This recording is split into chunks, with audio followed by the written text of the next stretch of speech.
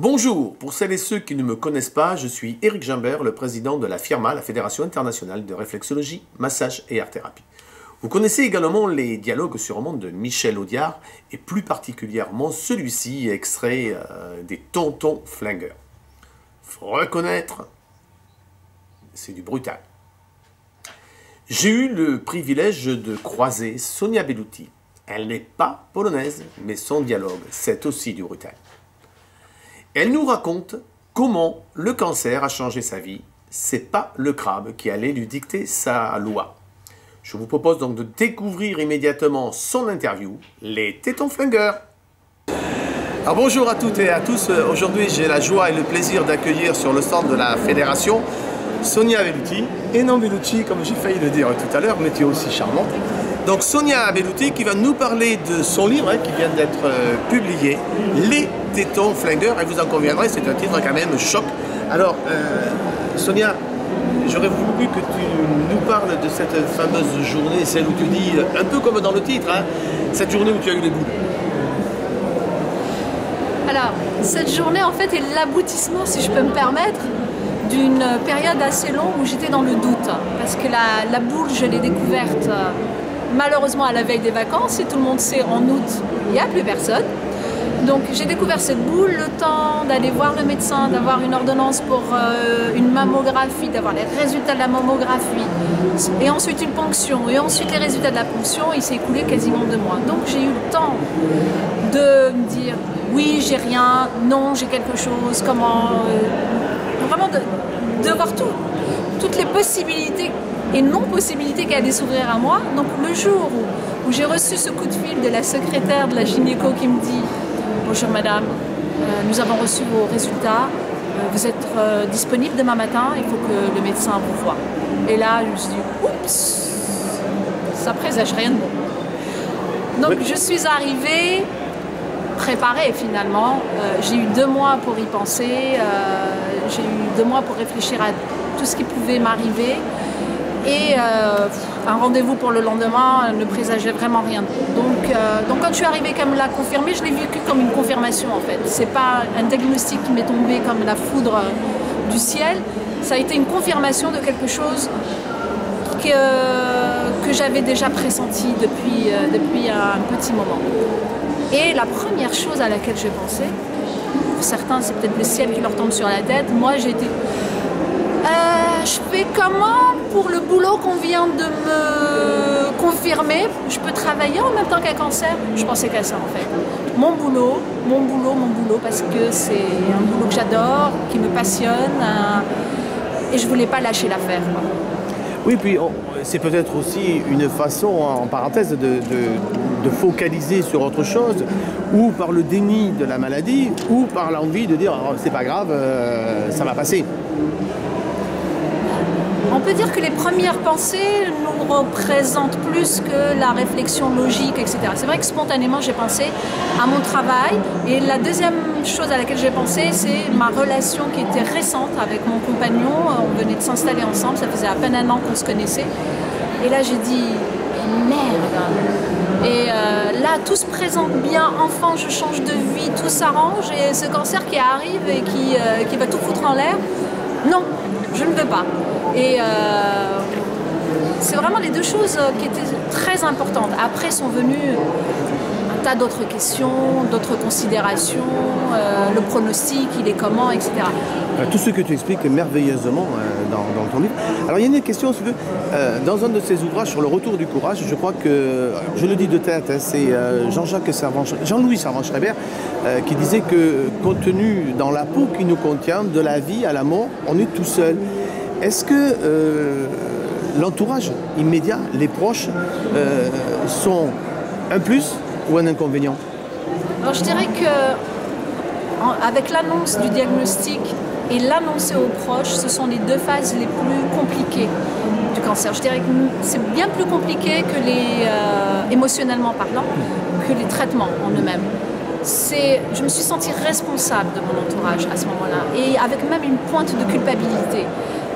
Pourquoi je vais leur faire subir ça? Moi, c'était bon, j'avais accepté, ok, j'ai pas le choix, c'est comme ça. Mais eux, Et là, c'était difficile de l'annoncer au plus proche. Donc mon compagnon d'abord, mon fils qui passait le bac à l'époque, mes parents. On se sent à la fois la fille d'eux et la mère d'eux en même temps. La mère de mon fils, mais presque la mère de mes parents. C'est-à-dire qu'il fallait que je leur annonce, mais en même temps que je les rassure. Étant mère moi-même, je me suis dit, oh, ils vont le vivre comme une catastrophe. Ils vont le vivre comme une catastrophe. Si on m'annonçait la même chose pour mon fils, c'est la pire des choses. J'avais beau avoir plus de 40 ans, je reste leur petite fille et cet amour est le même et l'inquiétude est la même. Et ça a été vraiment les 3 annonces les plus dures. D'ailleurs, j'en ai fait une aphonie. C'est-à-dire qu'avant de pouvoir leur annoncer, je suis passée par une période où j'ai fait une trachéite aiguë et je ne pouvais pas émettre un son. C'est dire à quel point le corps avait réagi à ma peur de l'annonce. Je ne pouvais plus parler. Donc, pas prendre le téléphone et leur dire quoi que ce soit. Parce que mes parents ne vivent pas à côté de moi. Et super. Alors, il y a encore, parce que tu as quand même une qualité extraordinaire au-delà de ton charme et autres, c'est ce choix des mots qui sont les tiens. Rien que le titre, hein, les tétons flingueurs. D'ailleurs, tout à l'heure, quand on a fait les premiers enregistrements, j'ai parlé des tontons flingueurs, donc les tétons flingueurs, c'est quand même fort. Il y a dans un de tes chapitres également quelque chose de très fort que j'ai trouvé. C'est ces questions qu'on ne voit jamais posées. Le cancer et l'argent, le cancer et la sexualité. Ça, j'ai trouvé vraiment encore des phrases de choc où tu dis à un moment donné, si je ne me trompe pas, l'argent ne fait pas le bonheur, mais la santé. Tout à fait. J'étais très surprise de découvrir au fur et à mesure des diagnostics, des bilans que je devais faire, des examens et des conséquences de la maladie et des traitements, de découvrir que beaucoup de choses n'étaient pas remboursées ou mal remboursées par la sécurité sociale. Pourtant, dès l'annonce du diagnostic, on nous met dans une catégorie qui s'appelle ALD, donc affection longue durée, qui prend en charge à 100% tous les traitements et pendant 5 ans. Et on découvre que quand on perd les cheveux après la chimio, on a besoin d'une prothèse capillaire et la prothèse capillaire, elle est remboursée une centaine d'euros, elle coûte au minimum 300 euros et sans faire dans le luxe, hein, c'est vraiment le minimum, quelque chose de correct qu'on doit porter. Moi, j'ai travaillé tout le temps de mes traitements, j'avais besoin d'une perruque qui soit correcte, que je portais tous les jours pour aller travailler. Vous avez les prothèses mammaires, parce que j'ai eu une ablation, les prothèses mammaires externes, à un coût aussi, qui n'est pas entièrement pris en charge par la sécurité sociale. Et puis il y a tous les à côté. Ayant fait appel aux médecines complémentaires, et beaucoup de médecines complémentaires, il y avait énormément de choses que j'ai dû payer de ma poche et qui n'est absolument pas pris en charge et qui m'ont énormément aidé dans ce parcours-là. Sans les médecines complémentaires, j'aurais pas pu continuer à travailler tout à fait normalement, c'est-à-dire que je m'arrêtais pas du tout, sauf le jour de la chimio et les 2 jours qui suivaient pour me reposer, et c'est tout. Et sans ça, j'aurais jamais eu ce parcours. Donc, quelque part, je n'ai pas coûté très cher à la sécurité sociale, vu que je travaillais, qu'elles ne m'ont pas pris en charge un arrêt maladie longue durée.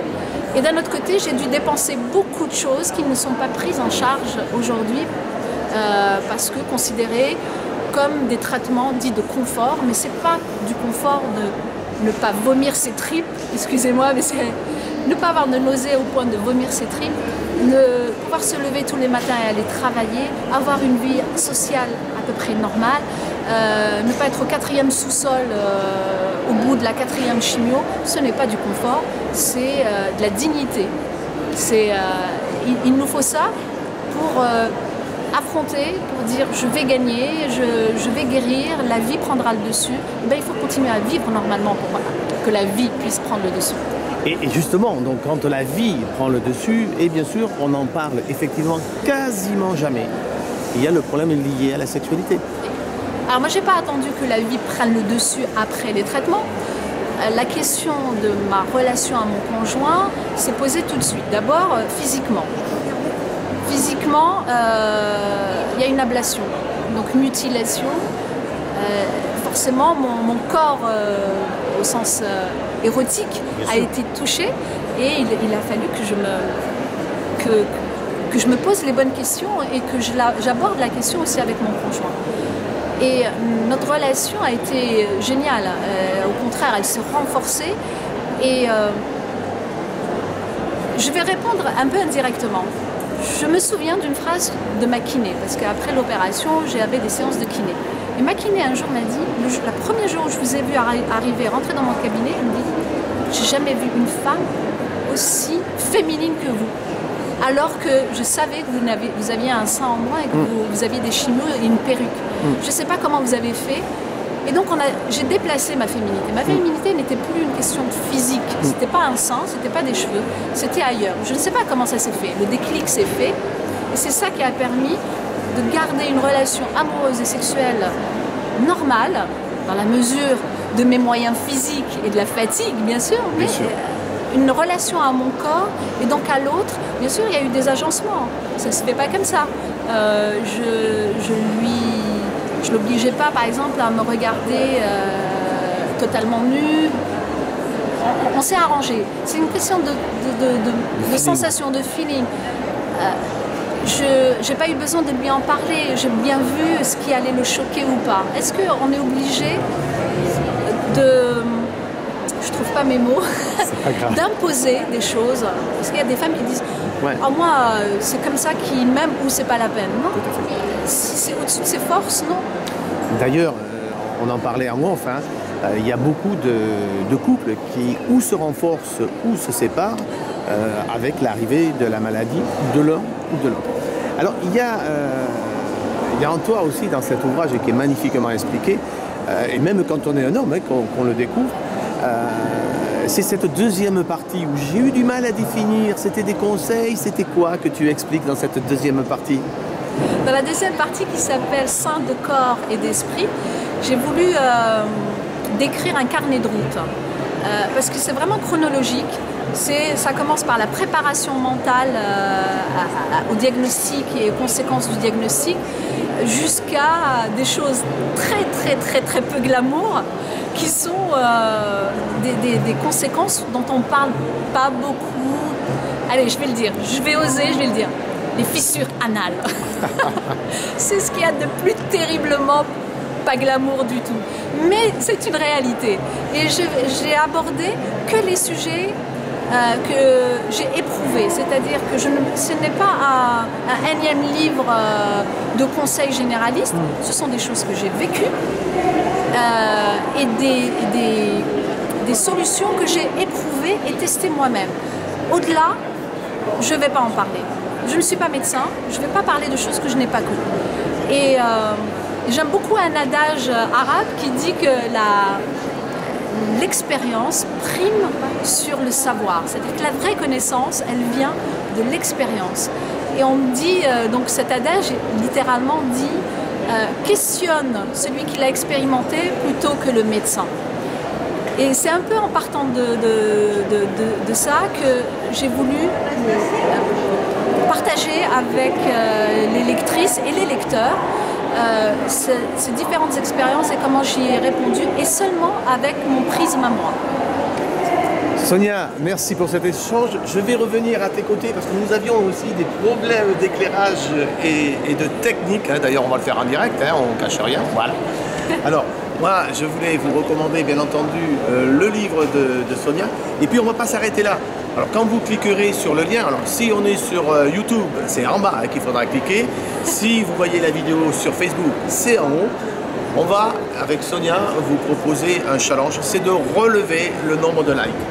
Donc, sur Facebook, quand vous allez voir cette vidéo, vous cliquez sur like. On a un défi pour le mois d'octobre, qui est le mois où on parle du cancer en France.